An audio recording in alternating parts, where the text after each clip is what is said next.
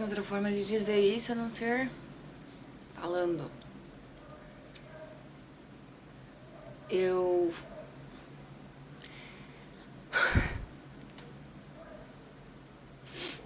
fui abusada sexualmente quando eu era criança.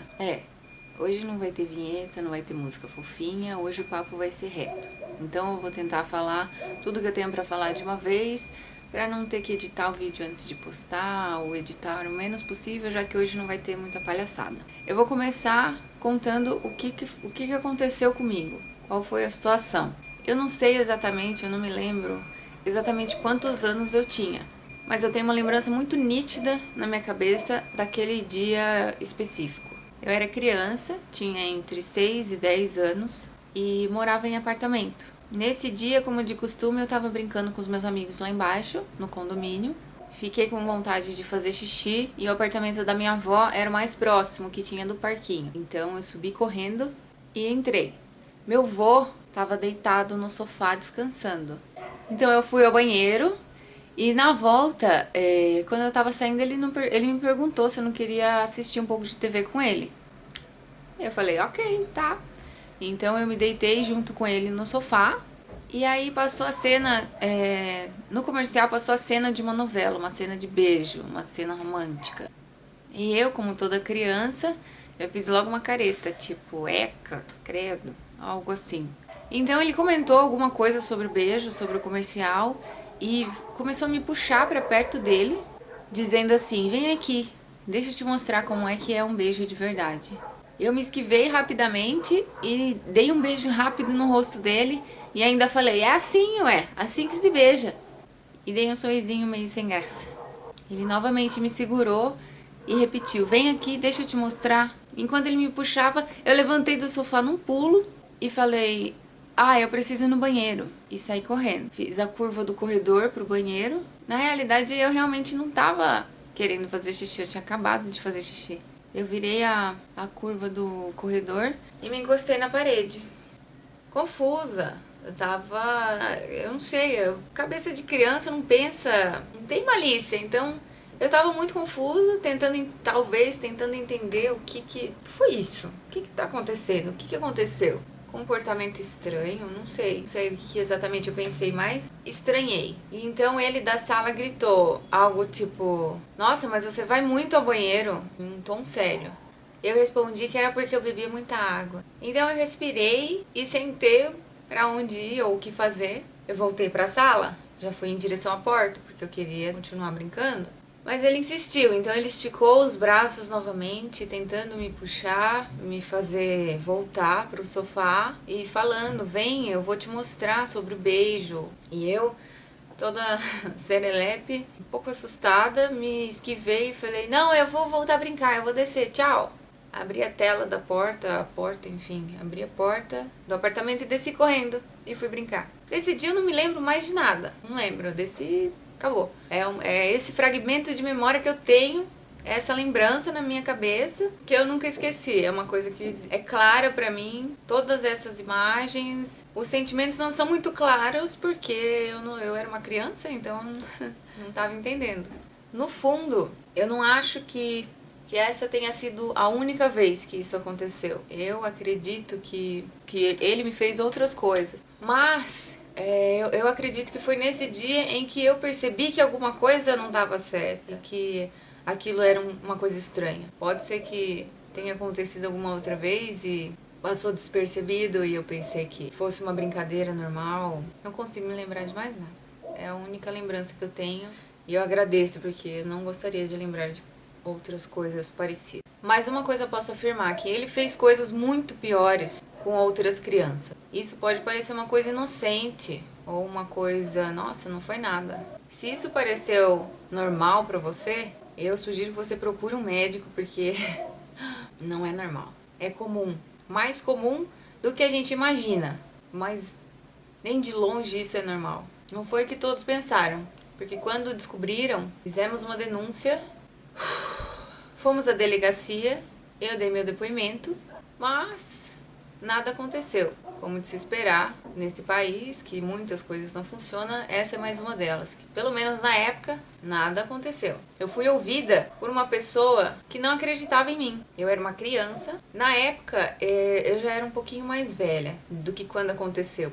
Eu posso ter ido depor alguns anos ou muitos meses depois, porque eu lembro que tinha passado um tempo, porque não foi no mesmo momento que todo mundo ficou sabendo que eu contei, ou que, enfim, eu percebi que tinha algo errado e contei. E a pessoa que me ouviu era ríspida, não acreditava em mim, claramente não acreditava em mim, possivelmente achava que era mentira inventada por uma criança, e não deu a mínima pro que eu falava, questionando cada detalhe da história, cada coisa que eu falava, me deixando nervosa, constrangida e me fazendo me sentir como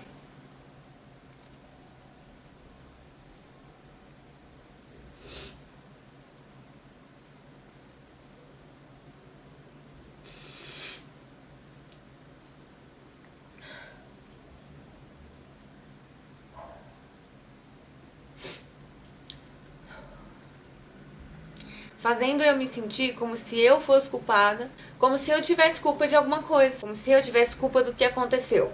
Eu não fui a única, como eu falei, ele fez coisa pior com outras crianças, eu tenho certeza absoluta disso, porque são pessoas próximas de mim. Eu não vou colocar ninguém aqui, eu não vou falar nome de ninguém, porque eu tô aqui pra contar a minha história, eu tô dando a minha cara a tapa, então eu vou falar sobre mim, sobre o que aconteceu comigo. Mas infelizmente eu posso garantir que eu não fui a única, que esse cara, que esse velho nojento, fez uma maldade, teve coisa muito pior. E teve outras pessoas estavam comigo e também deram seus depoimentos, fizeram corpo de delito. Da mesma forma, nada aconteceu.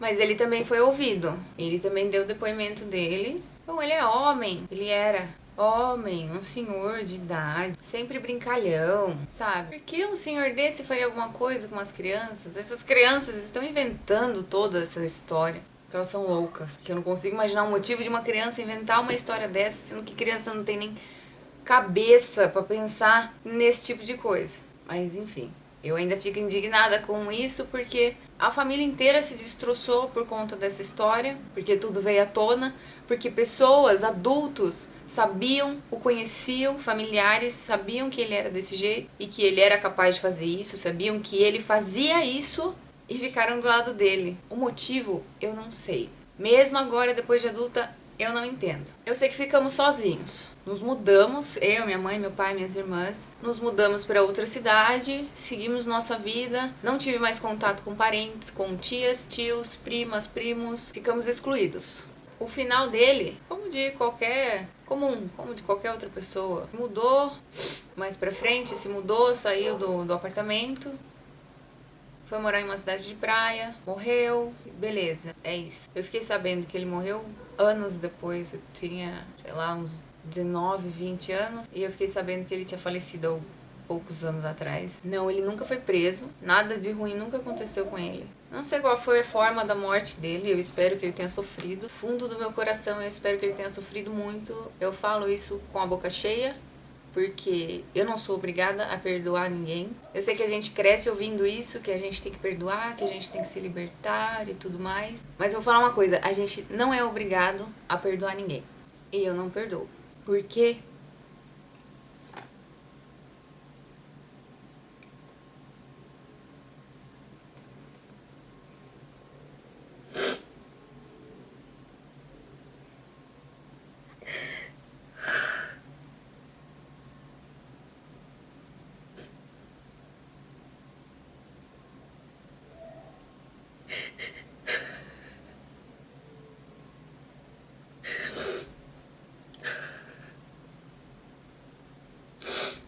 Porque eu deveria. Porque um velho safado acabou comigo. Um velho safado, um velho sem vergonha. Esse velho é o demônio em pessoa. Depois de tudo que ele fez comigo, que eu não acho que foi pouco, porque traumas, consequências, porque aquela criança cresceu e como adulta passou a entender as coisas.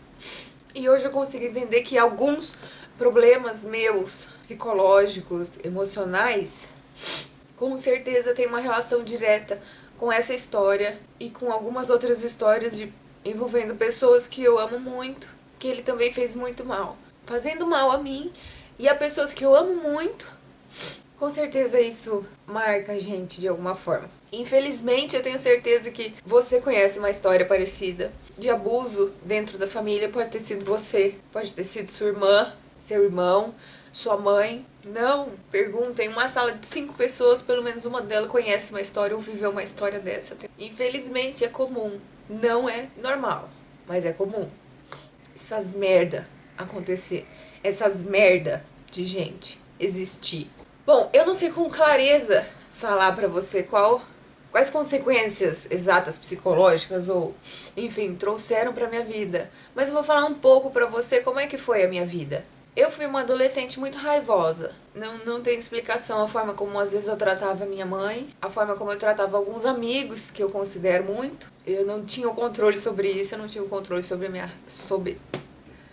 minha raiva. Era uma raiva inexplicável contra tudo e todos, era uma revolta enorme. Eu tentei me matar uma vez aos 15 anos, enforcada, porque eu já não sei. Eu me lembro que eu deixei minha mãe muito triste nesse dia. Óbvio. Eu tive síndrome do pânico entre os 18 e 22 anos, mais ou menos. Foi uma fase terrível, uma das piores coisas que já aconteceram comigo. Sentimento inexplicável. Sempre sofri muito, com pesadelos inacabáveis, direto. Coisa de toda semana, pelo menos, eu tinha pesadelos com ele ou envolvendo alguma pessoa da minha família. Hoje em dia eu sou ansiosa, é um sofrimento diário, tenho insônia e, no geral, eu sinto um grande nada dentro de mim. Uma indiferença que eu não sei explicar. É uma coisa assim, não sinto uma tristeza profunda, sinto um nada. Simplesmente, se eu deitar aqui agora, fechar o olho e nunca mais acordar, indiferente. Pode ser que tudo isso não tenha nada a ver com a experiência de infância minha. Porque eu não vou falar, pode ser que isso seja só personalidade minha. Você tá... Então você quer justificar agora a sua vida porque isso aconteceu. Não, eu posso ser cuzona porque eu sou. Posso ter tido raiva na minha adolescência porque adolescente é rebelde. Eu posso ter tido síndrome do pânico por algum trauma do momento. Pode, mas de uma coisa eu sei, que não é à toa. Que eu não gosto de ver velhos barrigudos, brincalhões perto de criança. Eu tenho uma certa insegurança quando eu vejo adultos brincando com crianças, pegando no colo, fazendo cócegas, demonstrações de carinho por parte de homem com crianças. Eu vejo esses velhos que não tem nada pra fazer, fica na praça sentado olhando as crianças brincar no parque. É um pensamento que eu não escolho ter, ele simplesmente vem na minha cabeça. Por que esse velho tá observando essas crianças? O que ele quer? O que tá passando na cabeça dele? Por que ele fica tanto tempo assim? Como que alguém deixa um velho ficar sentado olhando pras crianças? Pode ser preconceito, parecer, nossa, que absurdo. É uma coisa que fica na minha cabeça, eu não escolho, eu não confio. E eu não tenho essa coisa de todo mundo, ai, olha o velhinho que bonitinho, olha o senhorzinho, tadinho. Às vezes quando a pessoa fala, nossa, olha o senhorzinho, coitadinho, eu simplesmente, coitado por quê? O que ele tá fazendo? Que ele tá sendo um coitado? Você não sabe, ele pode ter sido ruim, ele pode ter feito merda, ele pode ter acabado com a vida de alguém, com a infância de alguém. E eu acredito que esse sentimento, essa certa repulsa que eu tenho por essas pessoas, está relacionada, tá no meu subconsciente. Se coloca no meu lugar, se coloca no lugar da minha mãe e do meu pai. Imagina como um pai não se sente sabendo que um lixo fez mal para sua filha, para pessoas próximas. Imagina a minha mãe, como ela se sente, como ela se sentiu. Essa bosta de senhor era pai dela, biológico. Algumas pessoas podem não saber, mas é por isso que eu detesto o meu nome do meio, porque vem dessa família.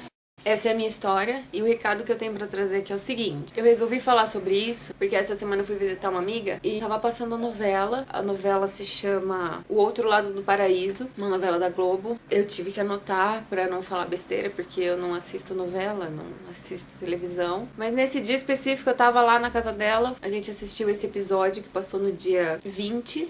na terça-feira, se não me engano, foi muito intenso. Pelo que eu entendi, o padrasto abusou da enteada e a mãe ficou do lado do padrasto até descobrir a verdade, e foi muito forte. Bom, pelo menos acredito que a justiça na novela tenha sido feita. Não foi o meu caso e não é o caso de muita gente. Por que eu tô falando tudo isso? Conscientização. Isso me fez pensar muito. Naquela noite eu não dormi, e aí eu decidi fazer o vídeo pra talvez incentivar as pessoas a falarem, a criar coragem. Pode ser que hoje em dia as coisas tenham mudado, pode ser que hoje você não precise ter tanto medo, que as pessoas te apoiem mais e que você tenha um amparo melhor. Pode ser que hoje o abusador seja preso, responda pelo crime, pelo que ele fez ou pelo que ele tá fazendo. Eu queria encorajar vítimas desse tipo de abuso a denunciar, a contar, seja crianças ou não, adolescentes, mulheres, enteadas, sobrinhas, filhas, primas, primos, porque não é só com mulher que acontece, qualquer pessoa pode acontecer. A falar. Se não conseguir falar com algum familiar, converse com um amigo. Enfim, eu vou repetir, não é normal. É muito comum. No decorrer da minha vida, eu conheci muita gente que sofreu isso, cara, na infância. Trabalhei com uma moça que foi assediada pelo padrasto. Eu tenho uma amiga que sofreu abuso quando era criança pelo pai. Eu tenho um amigo que sofreu abuso pelo pai. Eu conheço inúmeras histórias, é impressionante. É muito mais comum do que você pensa. Não deveria ser e não pode ser tratado como normal. É o segundo recado: alertar as pessoas a ficarem atentas aos comportamentos. Pais, mães, tios. Fique atento. Qualquer comportamento diferente, como foi mostrado na novela. A menina, por exemplo, ela ficou... com o tempo ela começou a ficar com medo do padrasto, chorava perto dele, não queria ficar sós com ele. Fique atento a esses sinais. Converse com os seus filhos. Converse com as crianças. O que aconteceu? Alguém já fez isso com você? Alguém já te relou aonde você não queria? Alguém já falou alguma coisa diferente, estranha? Converse com as crianças para elas perderem o medo, porque esses merda desses seres, eles ameaçam a gente, eles colocam a família contra você, dizendo que é só uma criança que está mentindo. Agora escuta uma coisa, acredita no seu filho, no que ele falar.